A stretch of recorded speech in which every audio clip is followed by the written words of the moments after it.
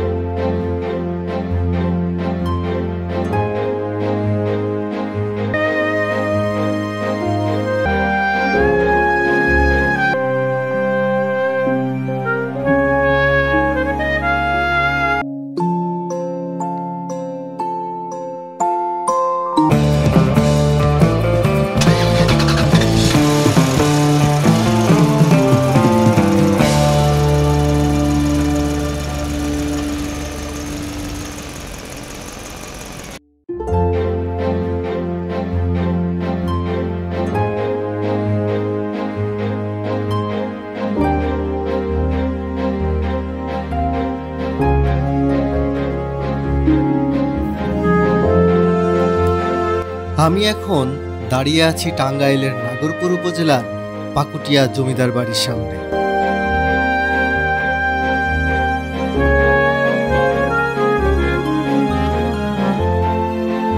1900 শতকে প্রতিষ্ঠিত এই বাড়িটি ছিল তৎকালীন জমিদার পরিবারের ক্ষমতা ও ঐশ্বর্যের প্রতীক।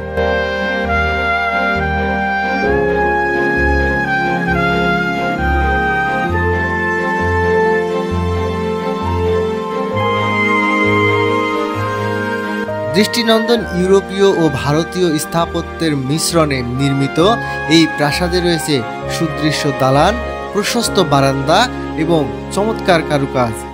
একসময় এখানেই জমিদারের রাজনৈতিক ও সামাজিক কর্মকাণ্ড চলত।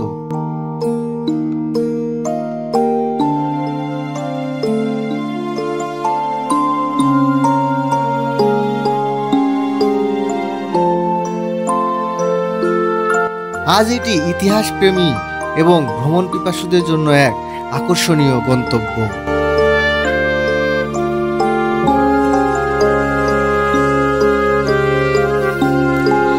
টাঙ্গাইল জেলার নাগরপুর উপজেলার ধলেশ্বরী নদীর তীরে বিরাজ করে রয়েছে এক নিস্তব্ধ কিন্তু গৌরবময় স্মৃতি, পাকুটিয়া জমিদার বাড়ি। ইংরেজ আমলের শেষ দিকে কলকাতা থেকে আগত ছিলেন রামকৃষ্ণ সাহা মণ্ডল, ধনাঢ্য এক ব্যক্তি যিনি ক্রয়ের মাধ্যমে পাকুটিয়া প্রতিষ্ঠা করেন জমিদারি।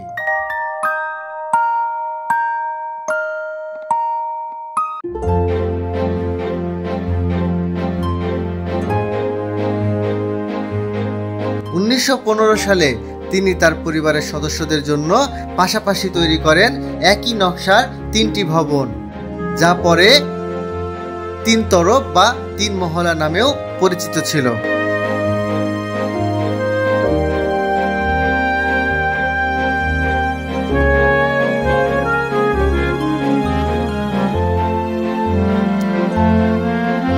প্রতিটি মহলে রয়েছে নিজস্ব সৌন্দর্য, মুকুটাকৃত লতাপাতা, অলঙ্কারে ন্যস্ত নারী মূর্তি, কার্নিশের উপরে ভঙ্গি মাধুরী নারী মূর্তি, সবই শিল্পকে মুগ্ধ করেছে।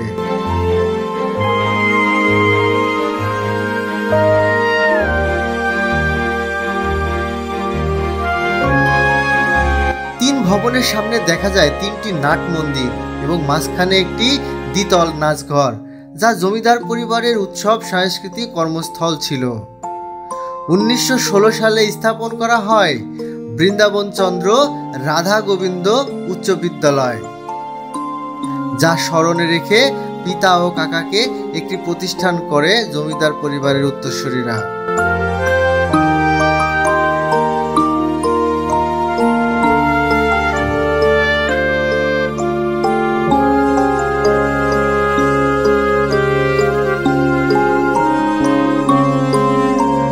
দেশ বিভাগের পর 1967 সালে সরকার সম্পদ অধিগ্রহণ করে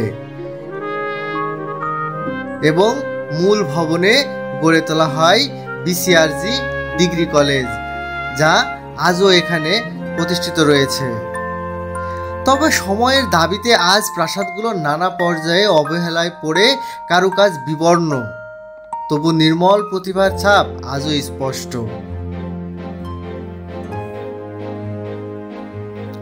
পাকুটিয়া জমিদার বাড়ি শুধুমাত্র নির্মাণ শৈলীর নিদর্শন নয়, এটি সেই অতীতের গল্প বয়ে আনে যেখানে গৌরব, শিক্ষা, সংস্কৃতি ও পরিবর্তন মিলে গড়ে তোলে এক ইতিহাসের নিঃশব্দ সাক্ষী। এটি রয়ে যাবে যতক্ষণ প্রয়োজন মনে করব ইতিহাসকে বাঁচিয়ে রাখতে।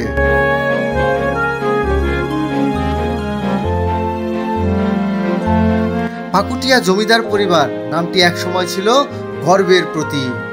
বাংলার জমিদারি প্রথার স্বর্ণযুগে তারা ছিলেন এক উজ্জ্বল নক্ষত্র।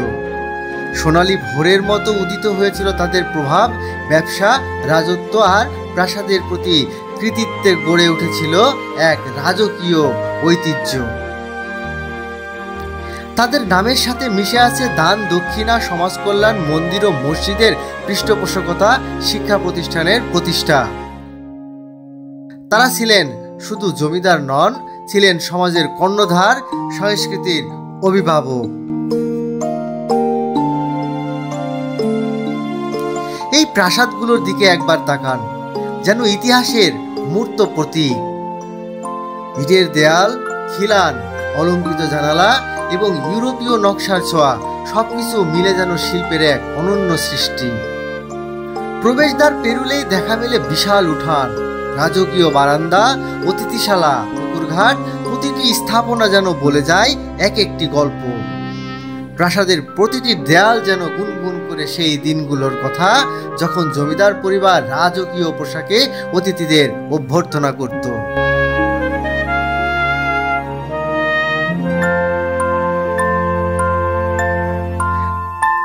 প্রাচীরের শৈল্পিক খোদাই যেন সময়ের ক্যানভাসে আঁকা এক অমর চিত্রকলা।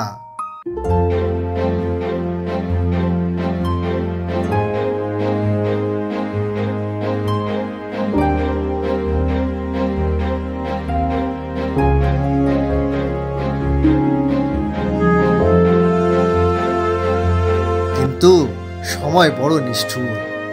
দেশভাগ, জমিদারি প্রথার বিলুপ্তি সবকিছু বদলে দিল।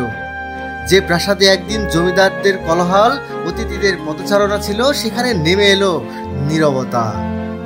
1950 সালের পর জমিদার পরিবারের অনেকেই চলে গেলেন, আর পিছনে রয়ে গেল এই বিশাল বাড়ি। ধীরে ধীরে সময়ের হাতে ক্ষয় হতে হতে আজ দাঁড়িয়ে আছে নিঃসঙ্গ স্মৃতিস্তম্ভের মতো।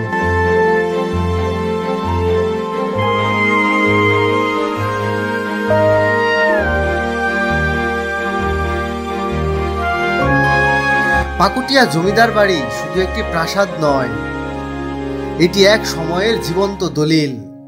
ভাঙা জানালার ফাঁক দিয়ে যে বাতাস প্রবাহিত হয়, সেখানে এখনো শোনা যায় অদৃশ্য সুরের ধ্বনি, যেন দেয়ালগুলো ফিসফিস করে বলে, আমাদের সময় ছিল অন্যরকম।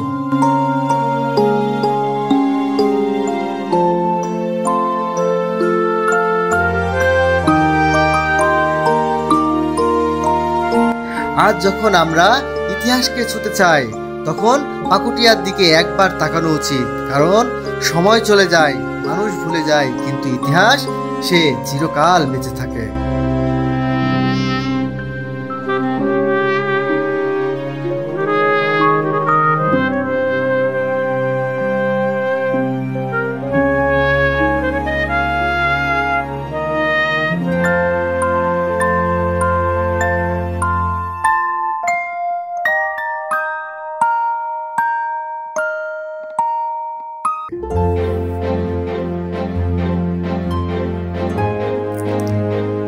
আমি রনি, আজ বিদায় নিচ্ছি পাকুটিয়া জমিদার বাড়ি থেকে। কিন্তু ইতিহাসের যাত্রা থেমে থাকে না। আগামী দিনে আমরা ছুঁয়ে দেখব নতুন কোনো ইতিহাস, নতুন কোনো ঐতিহ্যের ছায়া খুঁজে বের করব। এই যাত্রায় আপনারাও আমাদের সঙ্গে থাকুন। ভিডিওটি কেমন লেগেছে অবশ্যই কমেন্টে জানাতে ভুলবেন না। আর নতুন ভিডিও পেতে চ্যানেলটি সাবস্ক্রাইব করে পাশে থাকুন। ধন্যবাদ সবাইকে।